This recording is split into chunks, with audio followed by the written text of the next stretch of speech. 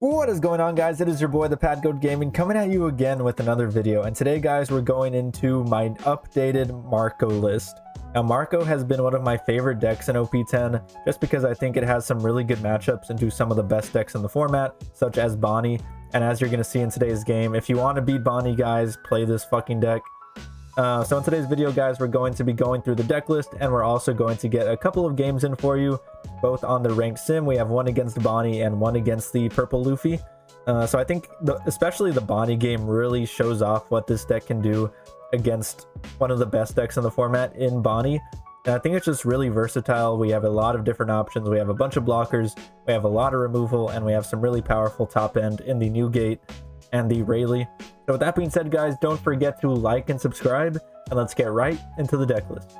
Okay, guys, so getting right into the list here, we're going to start off with the leader, Marco. He is a 5,000 power red-blue leader, and his ability is Don X1, activate main, draw one, then place one card from your hand on the top or bottom of your deck, then give up to one of your opponent's characters minus 2,000 power.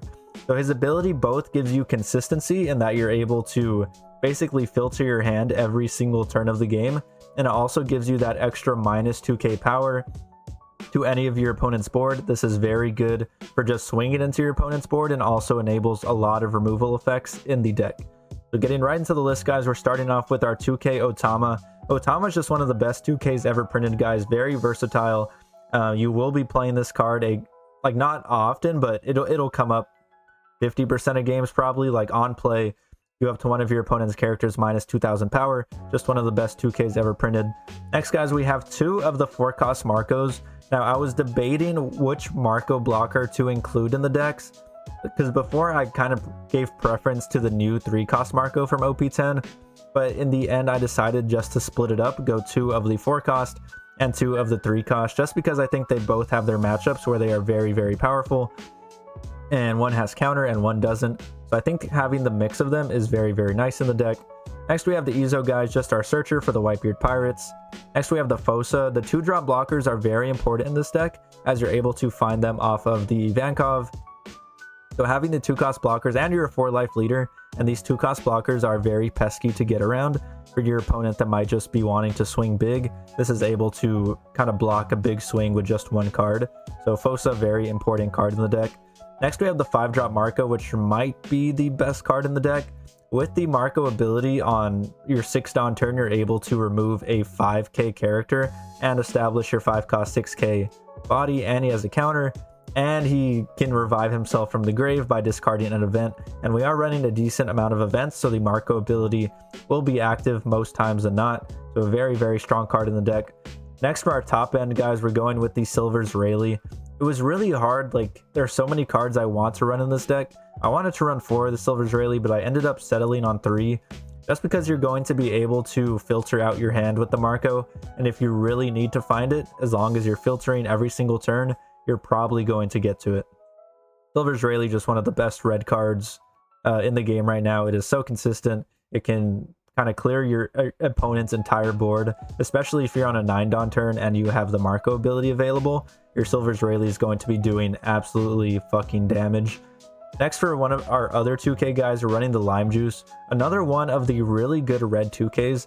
I didn't want to just run like the generic Whitebeard 2ks, because these 2ks have a lot of versatility and will help you win games. So the Lime Juice is on play up to one of your opponent's characters with power 4,000 or less, cannot activate blocker for the rest of the turn, so it just really helps you push for a game against some of those pesky blockers that your opponent might put up. Next, guys, we have Monet from OP10. This is a card that I did not include in my original list, but she fits so well in the deck. Her ability is activate main, rest as character, give up to 2 of your rested Dawn cards to your leader or one of your characters, then give up to one of your opponent's characters minus 1,000 power during this turn. So it not only enables the Marco leader ability, but it also gives the minus 1,000 power, and it makes your Edward Newgates be able to hit larger characters, your Marcos, and your Silver's Rayleigh. So a very, very strong card in Monet, and it has a counter, so very versatile. Next is the Edward Newgate, guys. This card is fucking nasty, and it seems like this card was made specifically for the Marco. So it's the 7-cost 8k. On play, give your leader or one of your characters up to 1 rested Dawn, and then activate main and rest as character, K up to one of your opponent's characters with 5,000 or less power.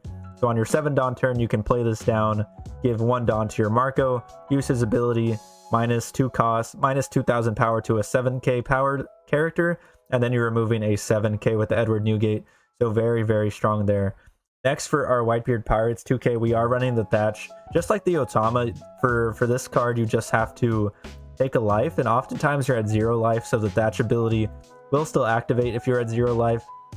And sometimes if your opponent's trying to starve you, the Thatch will come up and you'll be able to maybe see a card from life that you really needed to make a good play that turn. So Thatch, a very nice 2k. Next, we have the 3-cost Marco blocker. So this is a new card from OP10, guys. It is a blocker, and on KO, return up to one of your opponent's characters with a cost of 4 or below back to their hand. So this will come up a lot against the Whitebeard matchup. It can deal with the Jesus Burgesses really nicely. In a like, this deck can't really deal with it because most of our effects are on KO. So having the Marco here just to kind of stymie it as much as possible. The Blackbeard matchup's already hard, but this card I feel like gives us at least an opportunity to steal a win off of them. Next, guys, we have the Ivankov. Ivankov just makes the deck even more consistent than it already is, and provides a target for your opponent to swing into. We are a 4-life leader, so decks can get aggro against us relatively successfully, but having the Ivankov on board, your opponent feels like they have to swing into it, and if they don't, then you're just going to get a lot of cards off of it. So a very, very nice card with Ivankov. It also plays our 2-drop characters such as Monet, such as the Fossa, and then the other 2-drop blocker we're playing, Duval. Duval is another 2-drop blocker, 2 cost 1k, and it basically lets you look at the top 3 cards of your deck and place them at the top or bottom in any order. So it fixes the top of your deck, or if you don't want to see any of those cards, you can slide them to the bottom. I know a lot of Marco lists are running the Sanji. I just couldn't find a reason to fit him in, just because I just didn't think he was important enough to remove some of these cards that I've included. Yeah, maybe I'm completely wrong. I've tried Sanji before, and for me it just wasn't worth those extra slots. And especially it's relatively easy to get off with the Marco ability because you can just draw 1 and then place your Silver Israeli back on top, and then play the Sanji and have it work out relatively well. But it still has that setup priority. Like, it's not a guarantee that you're going to see it every game, and in the games that you're not able to see it, it just feels really, really bad having it in hand. And sometimes I just want that extra Dawn or 2 in hand to either Seaquake or Fire Fist off of the Rayleigh play. So that's why I didn't include the Sanji. I know a lot of people commented about it, but that is my kind of thought process behind the uninclusion of the Sanji. Next, guys, we're playing the 3 of Radical Beam. Just gives us a little bit more staying power. Lets us stay alive as long as possible. Because the longer the game goes on, guys, we're probably going to be able to kill our opponent's entire board. Next, guys, we're running the 3 of Seaquake. This is a 1-cost event that will hit a 5k. So basically a 2-cost event, 2-cost KO of 5k or less, and it has a relatively meaningful trigger in a very defensive trigger that gives your opponent's leader or character minus 3000 power during this turn. So it will come up a good amount. It is very good against Zoro. It's very good against Bonnie. Good against a lot of the decks that play 5ks and below. And even if it's not hitting a 5k, you'll be able to combo off of the Rayleighs very easily, the Monets very easily, as well as your leader ability. The next guy is the Fire Fist. This just helps us have that, like, similar to Seaquake, it helps us have that huge combo potential. In 1 turn, we can remove an opponent's entire board. The Fire Fist is activate main. You up to one of your opponent's characters minus 4000 power during this turn. Then, if your life has 2 cards or less, KO up to one of your opponent's characters with 0 or less power. So yeah, guys, that is the list. Let me know what y'all think. Let me know what you would change. I know I posted my video about a couple of weeks ago now, and the main comment I saw was the Monet inclusion as well as the Sanji. I decided definitely to include the Monet. That was a very, very good decision. The Sanji I just couldn't come around on, but maybe in a few weeks I'll keep testing and I will have another revision out. So that being said, guys, that is the deck list. So let's get right into the games. We're going up against a Bonnie. The footage cut out at the very fucking end. I was pissed off. It was like a masterclass in showing what the deck can do. And then we have a game against Purple Luffy as well. So I hope you guys enjoy, and let's get right into it.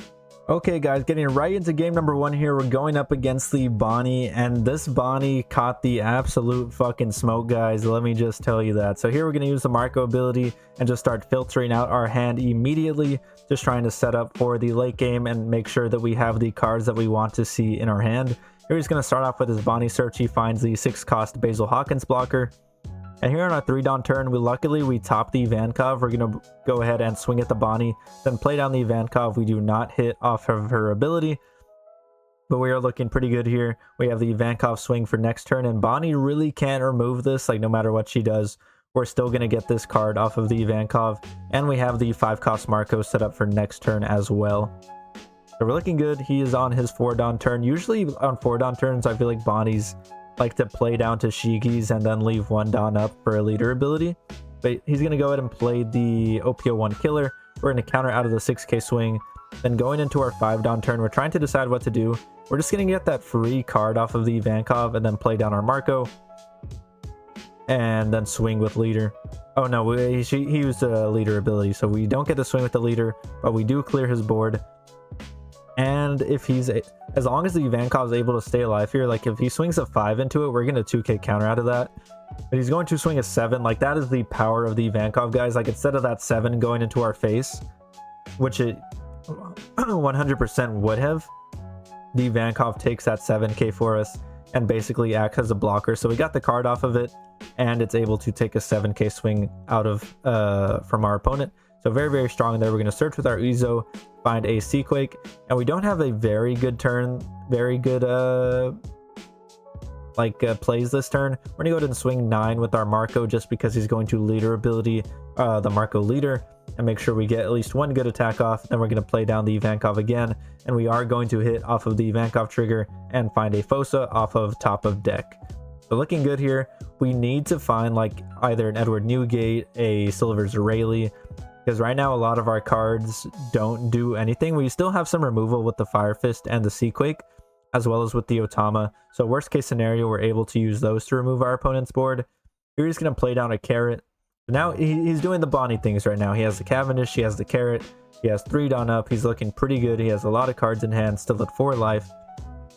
So I feel like usually at this point against the Bonnies, I'm usually cooked, but with the Marco, we just have so much removal power that it's not going to matter in the end. Here we're going to take a life, and we find another doo-doo card. We just need 1 off of life or off of Marco ability, and there is the Silver's Rayleigh, guys. That is what we needed to see, and that is the power of the Marco ability, just being able to filter over and over and over again. We're going to go ahead and use the Marco leader ability, and we're going to play down the Rayleigh, minus 3k to the Carrot, minus 2k to the Cavendish, KO with the Carrot, draw with the Ivankov.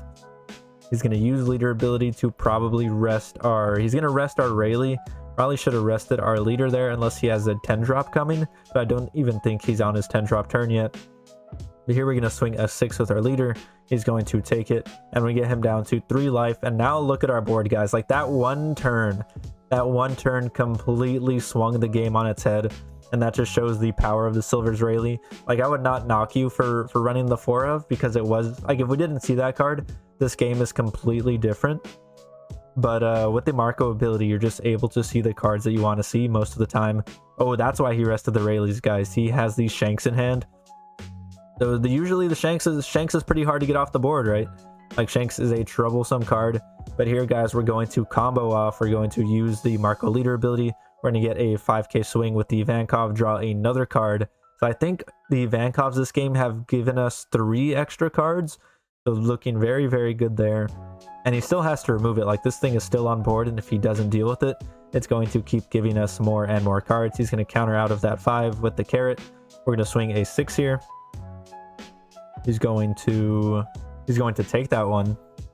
And we still have 8 Dawn up, so we're gonna Fire Fist. Then we have the Otama, so he's now a 5k. And as long as we get him down to a 3k, we're going to be able to 5-cost Marco it and completely remove the Shanks.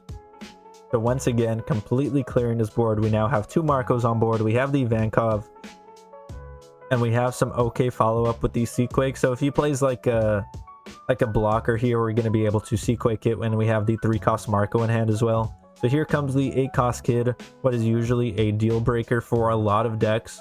We're going to be able to completely get rid of it. I wish we had a Fire Fist to just completely tell him to fuck off, but here he's going to swing at the Ivankov. We're going to go ahead and give him Marfosa just because we really want that card from Ivankov, because we need to see a couple more playable cards. And there is the Edward Newgate, guys. We're going to go ahead and use leader ability bottom. I forget what we bottomed. We're going to bottom something, and then we have the Seaquake available to get rid of the Rosinante.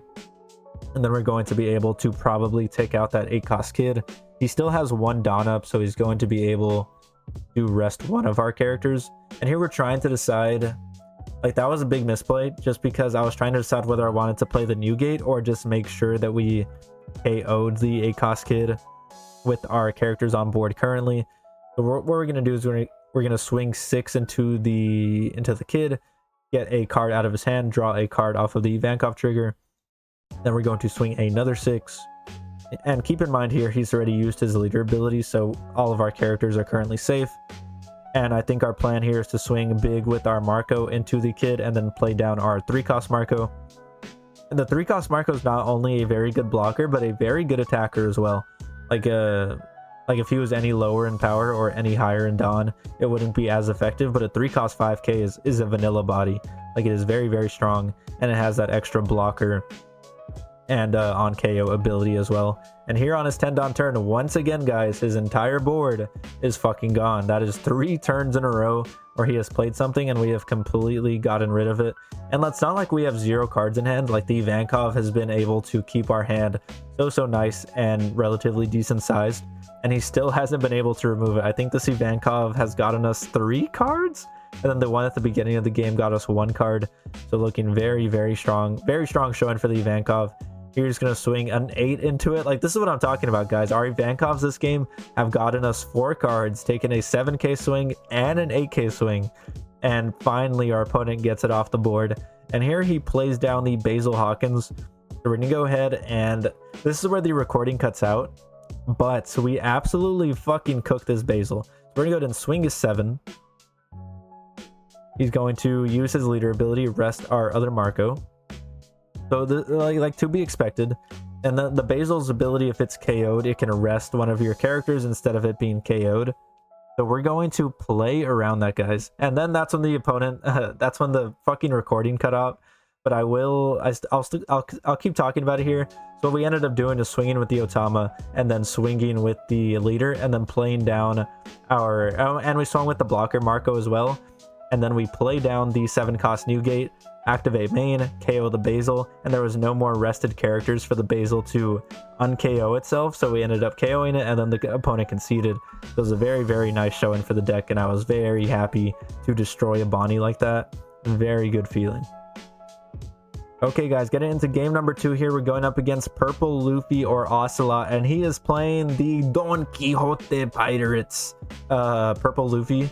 I think this version of the deck is very, very cool and very, very strong. Let's see what he's able to do against us with it. So here we're going to start off with a 2k swing into the Sugar. Let's see if he counters out of it. If he does, we'll just swing into it with our leader. We're going to swing a 5 into the Luffy. And then once again, guys, we have the Ivankov here on our 3 Dawn turn. We do not hit off of it, and we're going to go ahead and bottom that Radical Beam.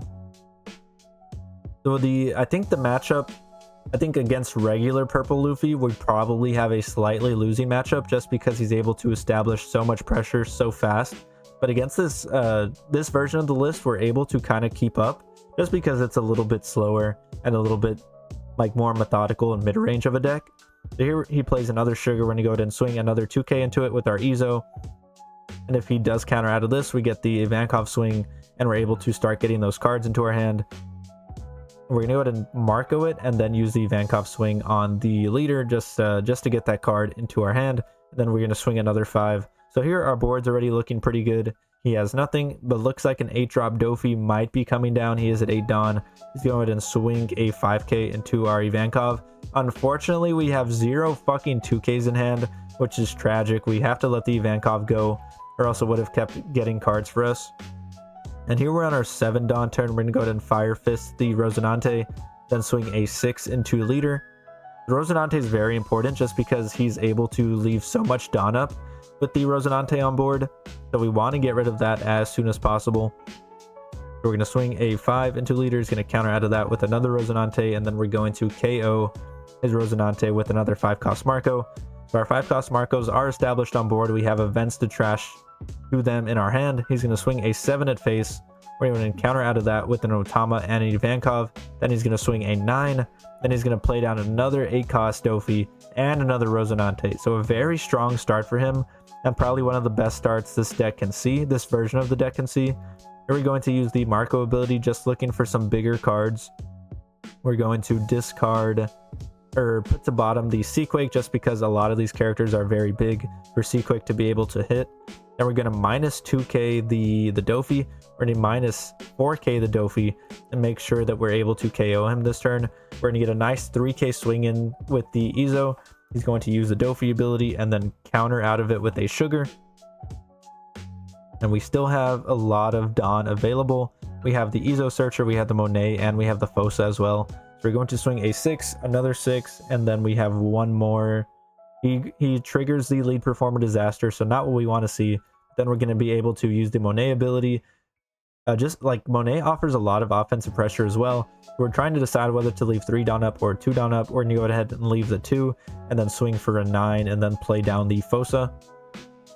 So here, if he doesn't kill us this turn, we are probably able to go for game next turn. We have the 2 5-cost Marcos, and we have the blocker on board, as well as the Monet and the Izo.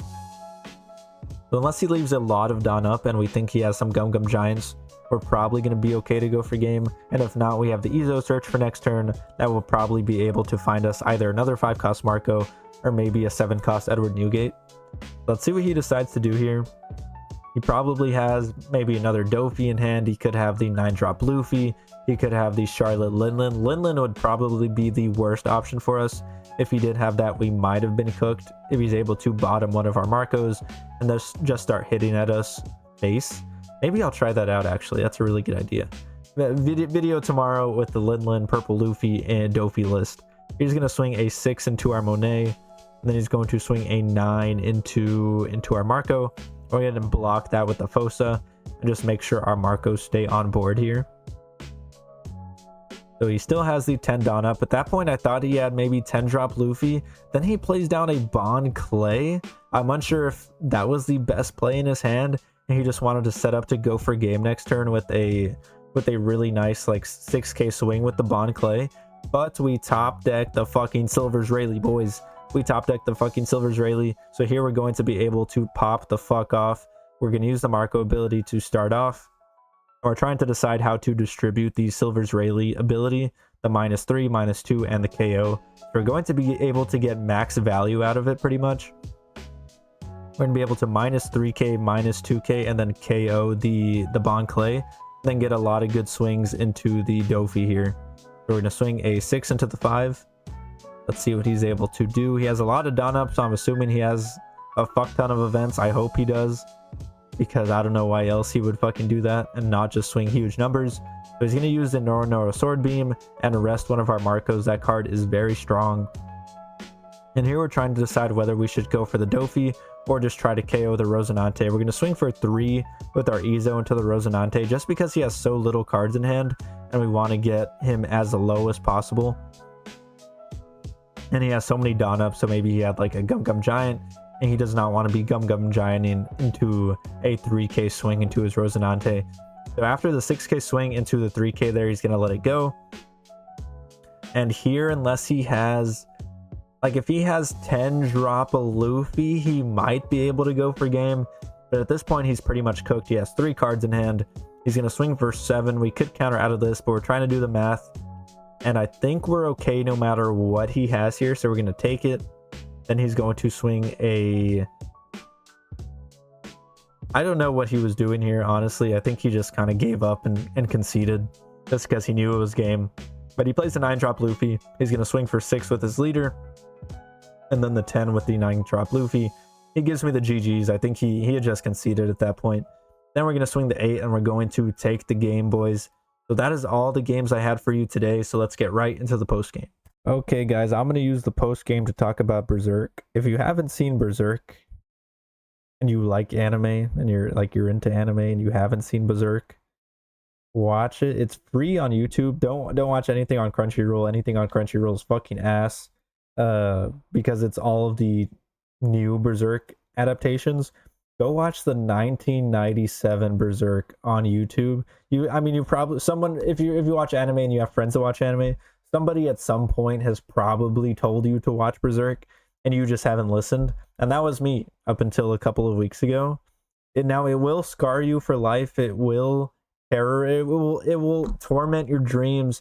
It will hurt your heart. It will have you screaming in agony at the ending of the anime. But it is worth it. So if you're here and you haven't seen Berserk, go watch it. And if you're here, make sure to comment Berserk below. It's free on YouTube. Just look up Berserk 1997 and watch it subbed. Don't be a weenie. Don't watch it dubbed. Don't be a weenie. And yeah, guys, that's about all I had. I wanted to talk about Berserk. So if you made it to the end of the video, I hope you enjoyed. Thank you so much. Marco's just such a fun deck. I love it. It has a lot of variety and plays kind of different than any other deck in the format. I hope you enjoyed, guys. Thank you so much for watching.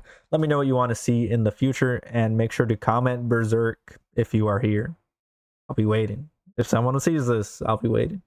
And yeah, that's about all I got. So I'll see you.